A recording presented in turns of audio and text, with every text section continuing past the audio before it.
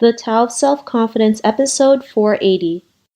Welcome to the Tao of Self-Confidence, where I share stories of amazing women who have discovered their inner journey to self-confidence. Visit our website at thetaoofselfconfidence.com. Your inner journey to self-confidence awaits. Well, hello friend. Welcome to the Tao of Self-Confidence, where I share stories of amazing women who have discovered their inner journey to self-confidence. I'm your host today, Sheena Yap Chan, and today I have a phenomenal lady on the show today. She is a life and business coach and also the founder of JoyWorks, and I'm really excited to have her on and share her story with us today on self-confidence. So without further ado, I'm going to introduce you to Jasjit Rai. Jasjit, how are you today? Maybe you can fill in a little bit more about yourself to our listeners. Hi, Sheena. Thanks so much for having me. It's a pleasure to be here. Yeah, I founded my company JoyWorks quite a while ago, back in 1999, actually. And my work has been in a few areas, started in consulting and now has moved into private individual coaching, which I love, and really allows me to use various elements of my background, experience, and expertise. Awesome. Well, thanks for sharing that. And Jasjit, what's your cultural background? I was born in India, but I've grown up in Canada, so arrived here when I was quite young. And I've also lived and worked in Europe as an adult. And I say that only because I think, after when one travels or lives abroad in their 20s, it's such a significant time and how it can affect who we are. So I feel like very international in that way. The Indian part is certainly some of my own learnings, my spiritual side definitely comes from that. In Canada, the education, everything, the North American maybe approach to things. And then Europe, certainly the culture, style, and all of that has also really affected me. Awesome. Well, thanks for sharing that. And what's your favorite self-confidence quote?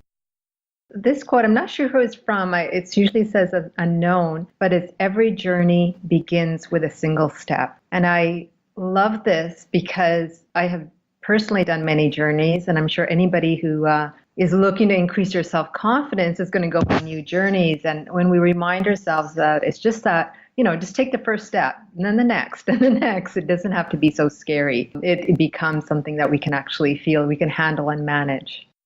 Thanks for sharing that. And I truly believe that, all our journeys, whatever we go through, the many journeys that we go through, it always starts with that single step. And it's amazing once you start that single step, you never know where it can take you. So I really love that quote that you mentioned. And in your own words, how do you define self-confidence? What comes to mind is an awareness of our inherent wholeness. So my belief is that, we are all born with confidence. Babies don't lack confidence, right?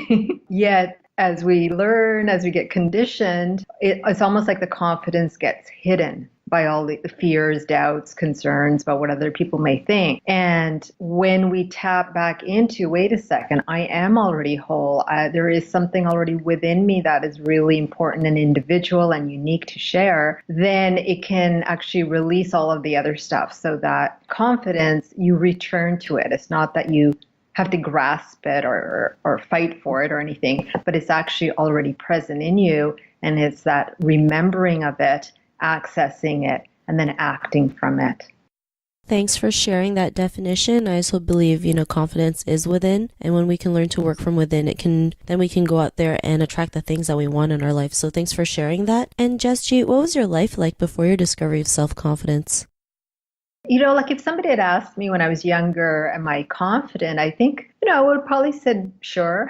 I think so. Like I wasn't aware of not having it, but there was something that was going on that to me connects to what might have been missing that I wasn't aware of. And that's that, I'm one of those people as a kid, like I did well in school. I knew how to learn things fairly quickly and get along with people. And, I also had to actually move a couple of different cities and schools growing up, and I had to adapt all the time. So I had some level of self-confidence because I was able to do that and fit in and all of that. But the part that I wasn't seeing was that like was my own uniqueness. Maybe I was too focused on doing well, looking like I'm whatever, in control. Things are happening like I want them to. But I wasn't tapping into, who am I really? What do I love? What's really enjoyable to me? And so the way this showed up, even though, as I said, I did,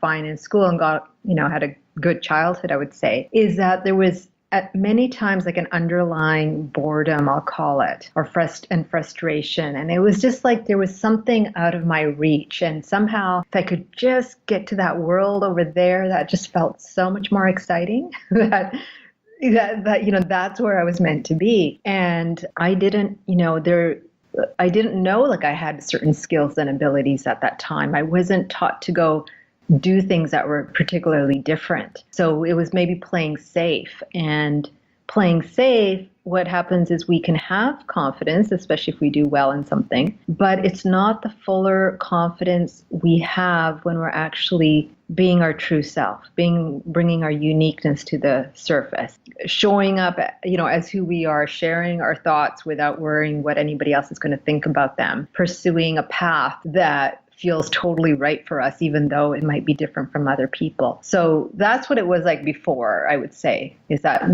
I didn't have that awareness. I knew something was missing, but I didn't know what it was. And I wasn't even sure that I could actually have it.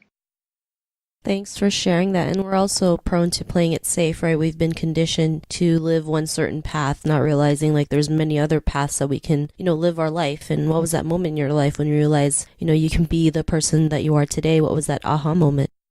That those moments keep coming. So I find even today, like I'm still finding them. But I think one of them was when I was 17 and, just finishing high school and ended up going to spend a summer in French immersion school in another province in Quebec. And, I was obviously on my own without my parents and family. And it was just so awesome. Like I just felt so at home, even though it was foreign, even though, it was a language I was just learning to speak and all of that. But there was something in me that went, yeah, this is fun. It was that kind of adventure, doing something different, doing it on my own, not having, the usual people around me. So all of that kind of made me feel, wait a second, you know what? This is possible for me. And the travel has also been a big part of my life. So that was the first trip that I'd been on my own. And it just made me think like, wait a second, I can travel internationally. I can do things on that realm because that excites me. It is possible. It is available. So I would say that was the very first aha moment for me. Thanks for sharing that. And, there's a great feeling when you can go out there and be on your own and do something on your own, even though it's scary at times. But, it's just like, if you can take on this moment, what else can you take on? So, it's great that you're able to do that. And because of that, what's your life been like now? Well, I keep, as I said, kind of, I keep trying new things over the years. Like later in my 20s, I actually realized I was creative, and I would have never used that word before because again, I was like a good student in the traditional subjects, and I didn't think I was artistic or dramatic or any of those things until, when maybe I started attending some workshops. And I remember going back to work and sharing this story with my colleagues, and they looked at me like, of course you're creative, as if, and it was like news to me. So that started a journey. I actually learned a dance movement, body mind practice that's called Nia, and I've gotten my black belt in that, and I've been teaching that for 17 years or something like that. I started painting, I began writing, I've been blogging for years. My business, I started that around, I think, the early 30s. And all of that, like the self-confidence certainly was there. I had built it to the point where I could step out and say, well, I want to be an entrepreneur and I'm going to create my own business. And I created that business very much based on my strengths, my abilities, and what I feel is really important to offer that is unique to me. So, a lot of the things that I've done in the last several years have been much more creative and more risk-taking for sure as well, and more fun. Awesome. Well, thanks for sharing that. And to the woman who's listening to your episode, she may be in her own journey of self-confidence. What would be that one tip you would give to her? trust what it is that you love. Trust what you love doing and allow yourself to immerse yourself in it, to explore it, to go deeper into it, to get intimate with it, to let it bring out your gifts because they're already there, like whatever we like for a reason. So trust that, bring it out, share it, use it, make it part of your life, your work, your business. Really own it and let it light you up. And then as you do that, you will know how capable you are of creating what it is that you want. Thanks for sharing that. Those are some great tips. And if our listeners wanted to get to know a little bit more about you and what you do, is there any links or social media profiles we can connect with?